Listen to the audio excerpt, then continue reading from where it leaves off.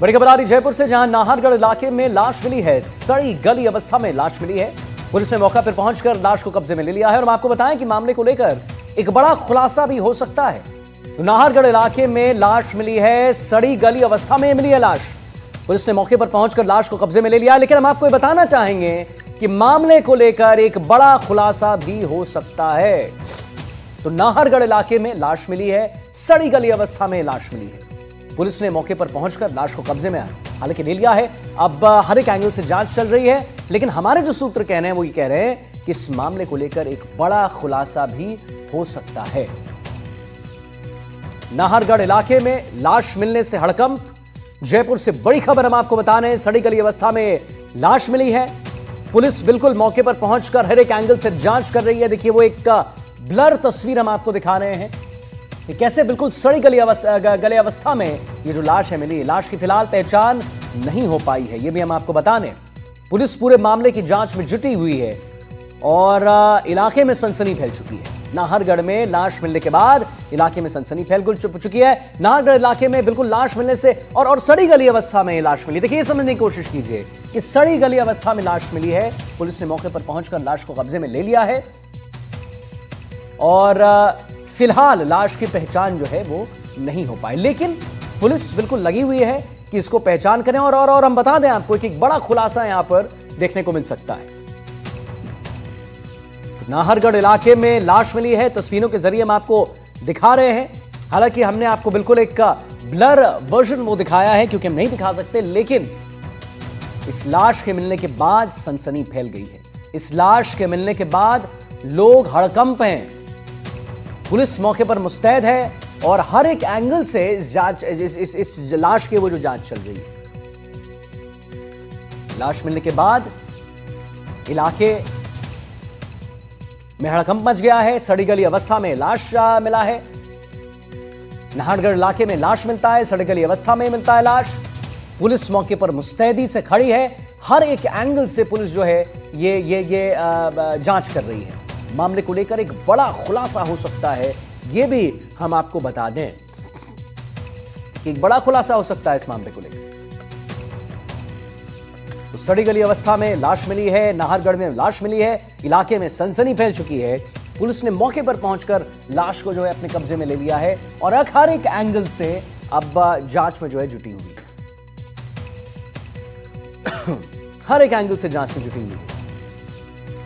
तो इलाके में सनसनी फैल गई है। नाहरगढ़ में लाश मिलने के बाद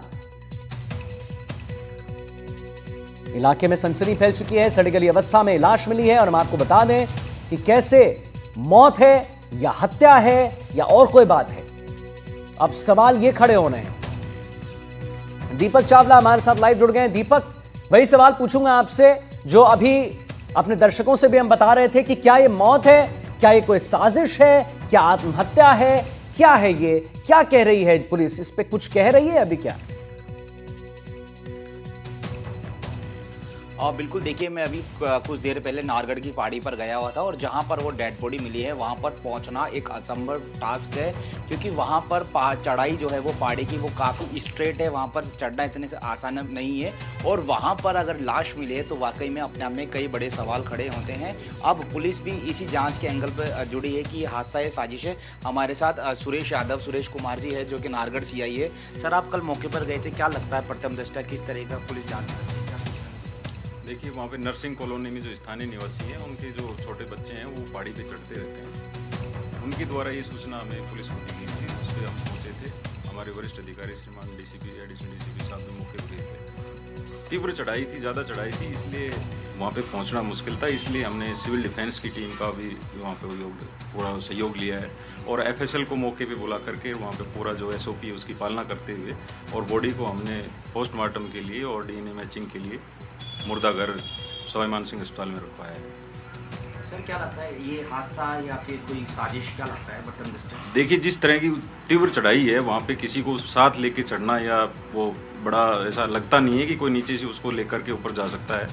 ये संभवतः ऊपर से कोई गिरने से या क्या कारण है उनका तो अभी प्राइमरी स्टेज पर कहना बड़ा मुश्किल है। लेकिन उन सभी पहलुओं पर हम जांच कर रहे हैं। पहले आइडेंटिफिकेशन होगी बॉडी की, उसके बाद हम उसको आगे देखेंगे। प्रथम दृष्टया सर उम्र क्या लगती है और किस उसमें डेड बॉडी मिली खराब हो चुकी है, कुत्ते खा चुके हैं, जानवर खा चुके हैं? देखिए जो स्केलेटन मिला है, जो उसकी जो है, उस आधार पे हम कह सकते हैं कि उस व्यक्ति की उम्र जो है लगभग 40 से ऊपर, 40 से 50 की साल के बीच की रही होगी। और जो डिकम्पोजिशन है उसके आधार पर ये कम से कम 25 से 30 या 35 दिन पुराना जो है शव है। इस आधार पे हम जो है जितने भी लोग गुमशुदा हैं या हमारे स्टेट में, हमारे डिस्ट्रिक्ट में जहाँ भी हैं, हम उनकी एक बार पूरी मैपिंग करके उसकी आइडेंटिफिकेशन का प्रयास कर रहे हैं। सर गुमशुदा की बात करूँ तो राहुल, दो भाइयों का एक किस्सा हुआ था, बहुत चर्चित था। एक साल पहले एक भाई की लाश मिली थी, एक भाई अभी भी लापता है। क्या लगता है कि उस एंगल पर भी पुलिस जांच करेगी या फिर ये लेटेस्ट बॉडी है, वो मामला 1 साल पुराना है? सर हाँ, वो उसके बारे में हमने उन तथ्यों को भी जांचा है। वो पुलिस थाना शास्त्री नगर का पिछले साल का सितंबर का केस था, लेकिन वो 1 साल पुराना मामला था।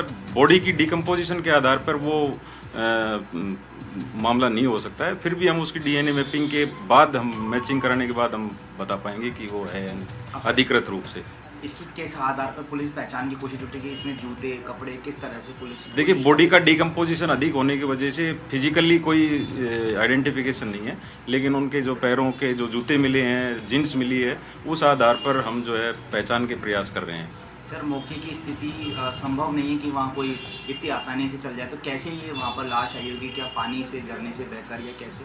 हाँ, मौके की स्थिति से देखने से लगता है कि ऊपर से जब पानी का बहाव ज़्यादा आया होगा तो ऊपर से भी ये बॉडी जो है पानी के साथ बह करके आ सकती है। कुछ लोग वहाँ पतंग उड़ाने भी जाते हैं, ये भी हाँ, वो जो पतंग मिली है पास में। हाँ, काफ़ी ऊंचाई तक मकान बने हुए हैं, जो 10, 12, 15 साल के बच्चे हैं वो वहाँ पे पतंग के लिए और वैसे वो चढ़ते रहते हैं। तो पतंग जिनकी उम्र थी उस आधार पर नहीं लगता कि ये उधर से गए होंगे, कहीं संभवतः ऊपर से गिरने से भी ये हादसा हो सकता है। इनकी उम्र लगभग सर 35 साल, क्या लगता है आपकी? हाँ, 40 से 50 के बीच में इनकी उम्र, जो स्केलेटन है और जो उसके आधार पर, दांत वगैरह के आधार पर, जो मौके पे फसल के लोगों ने और जो पोस्टमार्टम करने वाले जो डॉक्टर है, मेडिकल जूरिस्ट, उनसे हमने जो पूछा आइडेंटिफिकेशन के लिए, तो उन्होंने 40 से 50 के बीच में इसकी उम्र बताई। अब ऐसे मामले में खुलासा तब होता है जब इसकी पहले पहचान होती है। हाँ, हम पहचान कर लेंगे, उसके बाद उस व्यक्ति की क्या हिस्ट्री रही होगी, कहाँ गया था, क्या मतलब हादसा है या कोई अनहोनी है, वो उसके बारे में हम इन्वेस्टिगेशन की बात बता पाएंगे। पहचान के लिए पुलिस की टीम क्या प्रयास कर रही है सर?